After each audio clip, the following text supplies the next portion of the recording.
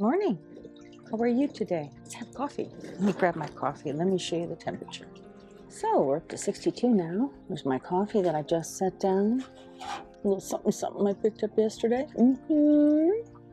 And these little guys that I just set in this little pot. Can you see the grapes?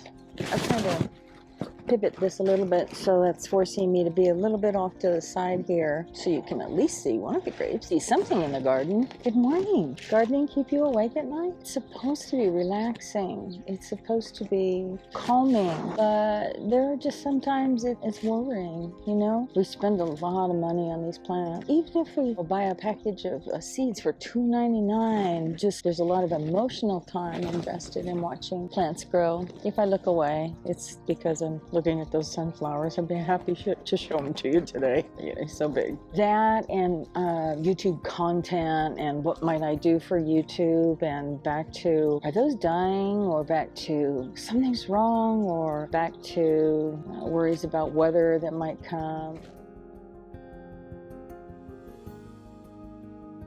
I noticed in a video the other day when I had a sip of coffee, I could hear the swallow because my microphone's right here. I had to edit that out. How are you today?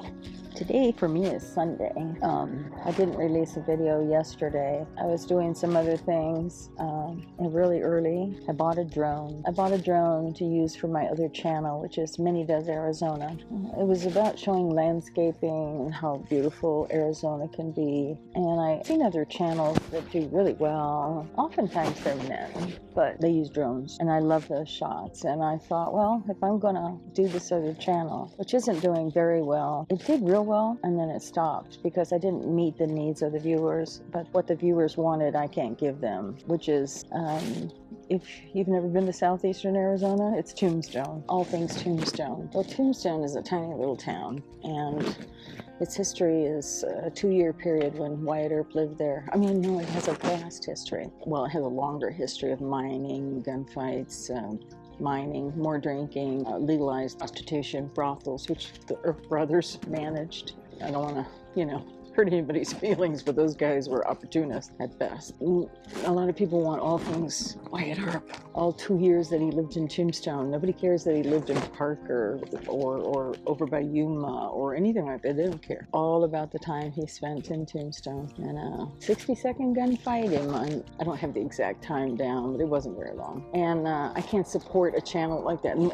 The Tombstone can't support a channel like that. And it did really well. And I got a lot of viewers and a lot of subscriptions, but I can't do Tombstone every day, all day. There's just nothing there. There's a few things, and then it's done, and there's other things to see. And viewers signed up because of that one video. And I guess there's something about YouTube that's actually not a good thing.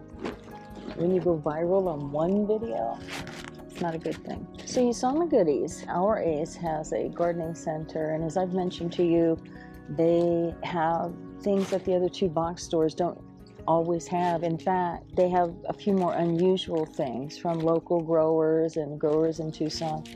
And so I always like to stop in there, and I have some pots that are empty because the pansies are done, and those pansies, well, they're on their last legs, but I don't have the heart to take them out. Let me pivot you around for a minute. I don't have the heart to take those pansies out just yet, but they're fading, and by now I thought I'd have some other flowers planted in there. I did want to do some flowers. That's my bedroom window there. Thought I'd peek out and look at the flowers in my window. Put those pansies in that particular position.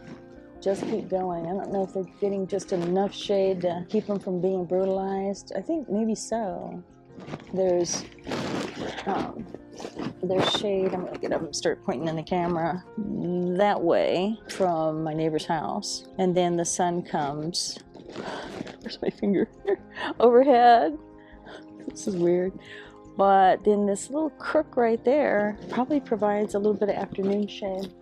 So I picked up I took the peas out of that city picker as I showed, and I have that city picker, and there it sits, and I'm like, well, they need something. So I actually picked up a little tomato. I was thinking about what other kind of veggie I'd like to do, and I picked up the one I showed you earlier. I can't even remember the title of it. Krim. Was it black Krim? I'm very interested in the colored tomatoes. Colored tomatoes, they're all colored.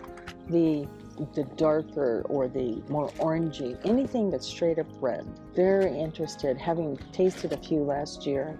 I had Brandywine. I loved the Cherokee Purple. I've got one Cherokee Purple growing. So I want to try a new tomato. And I picked up a package of coleus. I'm influenced. We've spoken about this before. About Laura. If you watch other gardening channels, you know I'm talking about Garden Answer. She plants coleus all day long. My experience with coleus was way back in 1977. The snow was up above. I was living in Wyoming, as it happens. The snow was up above the door one day. Anyway, snow drifts are they're epic in the Midwest. It's not the snow falling, it's the snow that blows over from the next state. I had indoor plants. Oh, I had so many indoor plants.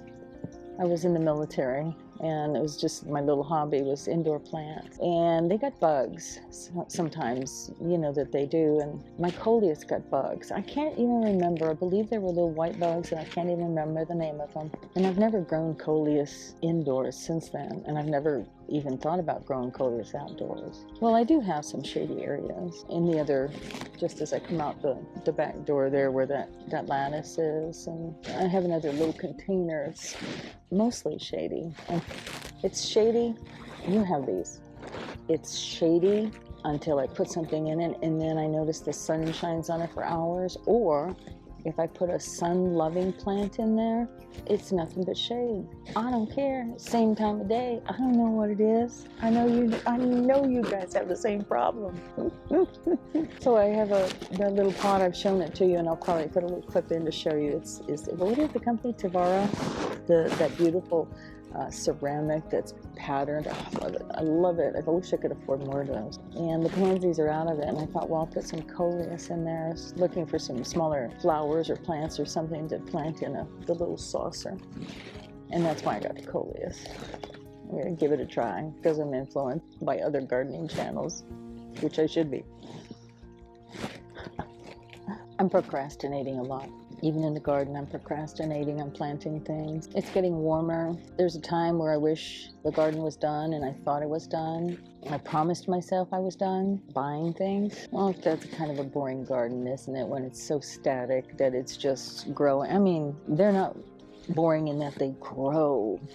Again, I'm looking at the sunflowers, and maybe you should be too while I talk. Things grow and they change and they bloom, but I promised myself I would stop buying things, and I haven't bought a lot. I've stuck to it. But another thing I've learned from Garden Answer Laura, mostly from her, I think, is that, you know, things get replaced. They die, and it's okay. And I fight the good fight sometimes, and I'm like, oh my gosh, no, I got to keep it alive. Oh, it's dying, it's dying. It's so hot, it's dying. Why can't I? And then, you know, I'll watch her, and she's like, those are tired. Those are tired. Those are tired. And I'm like, yes, I guess that's how it's done. If something's tired out, if it's too sick, if it's too consumed by pests, if the pests love that one item, you know, you can either keep it and let the pests just live on it, or get rid of it. But if something's just tired and it's not blooming, and there's no amount of water or not water or fertilizer or not fertilizer or kelp wash, worm tea, blah blah blah, then maybe it's time to replace it. This year I didn't realize that pansies actually died out, and that violas do too. Now, I bought my pansies in December, so it's a little weird gardening here. I bought the violas soon after. I've got violas that are growing happy. One patch of violas. I've got new violas coming into the blueberries. I don't know why violas are coming. Some of the pansies are dying out. Some are doing well. It didn't matter whether they were in shade or not. I wouldn't say they're flourishing, but they're, you know, anytime a plant's putting out a flower, it's very hard for me to say, "Yeah, out of here. The rest of you doesn't look good." And then the little flower, the plant's going, I'm trying so hard. Look at me. And I'm like, I am looking at you. I am. Tough love. Let's walk through things real quick like this morning. Get me not pivoting so hard. Can you see my little grapes here? Those are Thompson seedless. I'm very, very thrilled. I don't know about this new location for them, but I kind of like it. They're long and oval. Let's see, you see that? Whereas these, which is a Cabernet, are round. This is a smaller one and yet very productive. Oh, I'm so sad about all that snacking. And those guys, I think, are just establishing roots. No fruit this year. Still haven't harvested my blueberries. Again, that's a procrastinating thing, isn't it? Strawberries with their new post that got added. The sun is shining. It's coming over my neighbor's roof line. Crepe myrtle are blooming as best they can. Quite firm, not a lot of them. One of the, sorry, these are nectarines. I wish I would get that right. One of the apricots fell off yesterday. Not right. Yes. Deadhead some things. I love this ground cover. I love the way it's continued to bloom. Much longer than it did last year. Potatoes, some yellowing, and I can see white flies from here. I don't have the flowers, though, that I should have. Apparently, I should have flowers before I even attempt to harvest. I did put compost on top. All right, well, there they are. Can you see them? The sunflowers have grown a foot since last I saw you, I think. Oh my goodness. Look at how big the trunk is on one of them. Let's see if I can point it out. That one. That's huge. I have all the sunflower stalks from last year. I kept them. I should show them to you sometime. I don't know what I'm going to do with them, but I kept them. Muskmelon. I am so proud that this is one of the first ever plant that I have taken the seeds from. And they took. I did it with a sugar baby watermelon, and they did not take. And they do have fruit. They're setting, not fruit, I'm sorry, they will.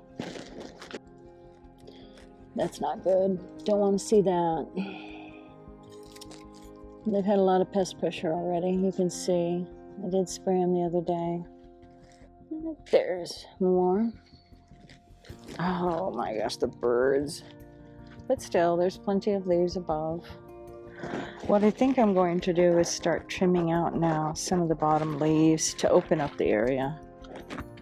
To give the daylilies some more light. Yeah. Have flowers. Oh my gosh, these are, I gave up on the pole beans. Twice I planted in here pole beans, nothing. Maybe not enough sun? I don't know. I should have enough sun. And these are bush beans, my first. All right, that's it. I gotta run inside. Thank you for joining me in the garden this morning. Let me yak at you. I hope you yak back at me with comments. Last look at those guys. Wow. Oh, they're gonna be so big. Have a nice day. Bye.